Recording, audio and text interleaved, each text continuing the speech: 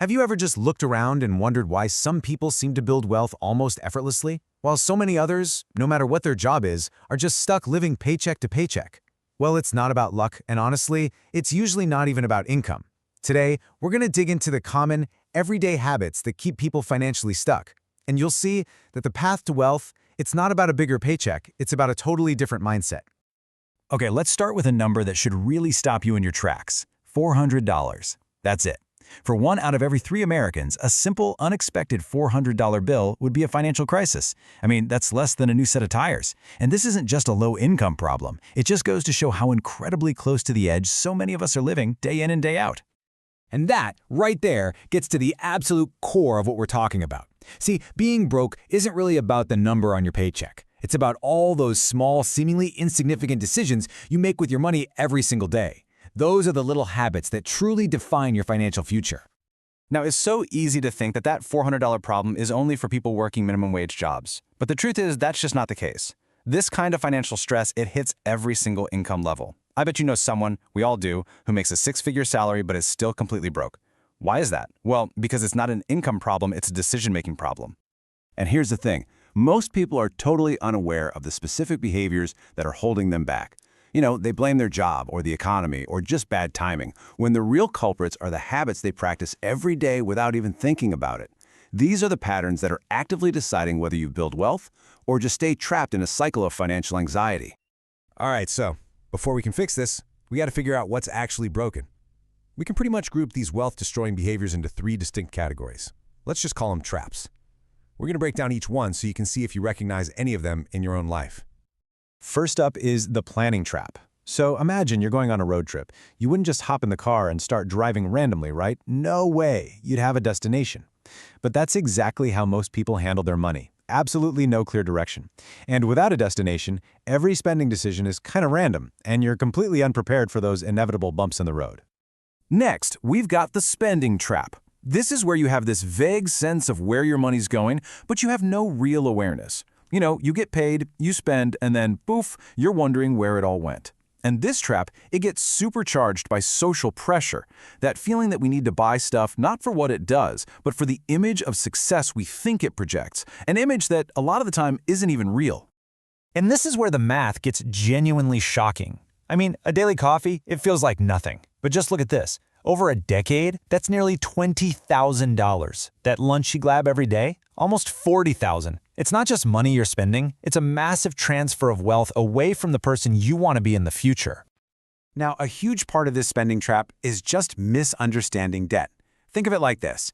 Productive debt helps you buy something that can actually make you money, like a rental property that pays you every month. But destructive debt, like that credit card balance from a vacation, it's like a ghost that follows you home, just draining your wealth with interest long after the tan is faded. In the final trap is the growth trap. This one is all about mindset.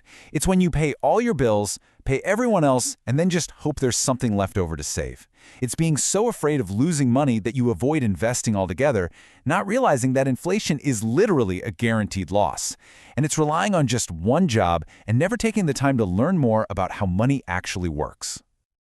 Okay, so that was the diagnosis. And yeah, it might feel a little heavy, but just being aware of this stuff is the most important first step. So now, let's get to the empowering part, the treatment plan. These are clear, actionable steps you can start taking today, right now, to break free from those traps and actually start building wealth. First things first, you need that destination we talked about. Vague goals like, I want to save more money, they just don't work. You've got to get specific. A concrete target like, say, $15,000 in the next 18 months, that completely transforms how you think. All of a sudden, every purchase has to answer one simple question. Does this get me closer to my goal, or does it push it further away? Next up, you have to build a safety net. This is your defense against all those inevitable surprises life is going to throw at you. Start an emergency fund. Right now, even if it's just $50. This isn't just about the money, you know. It's about buying yourself some peace of mind. It's the freedom of knowing that when life throws you a curveball, you won't have to reach for a high-interest credit card and dig yourself into a deeper hole.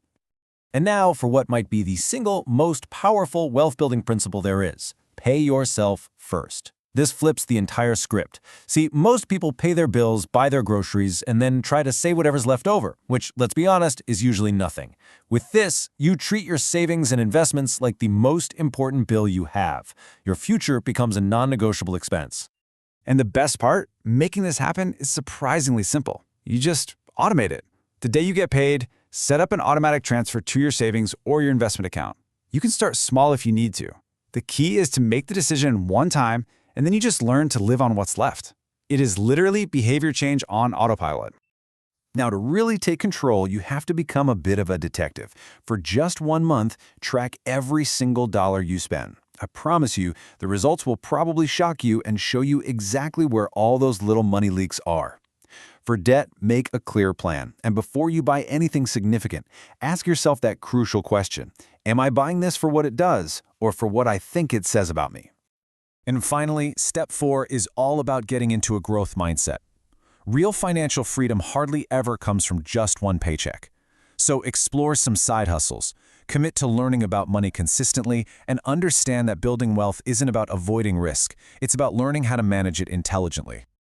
So as we start to wrap this up, the path to financial freedom starts to look a lot clearer, doesn't it? It isn't some secret that's reserved for the lucky few. It's not about getting a huge inheritance or landing a massive promotion. It really is about the systematic, consistent practice of good financial habits. And here's the real secret. Wealthy people aren't necessarily smarter or born with more discipline. Nope, they've just figured out these principles and have turned them into automatic habits through years of consistent practice. And that is something that absolutely anyone can do, starting at any time. And this, right here, is probably the most empowering message of all. It doesn't matter where you are right now. It doesn't matter what mistakes you've made in the past. Your bank account doesn't define you. The only thing that really matters is the very next decision you make with your money. Your future really does start today.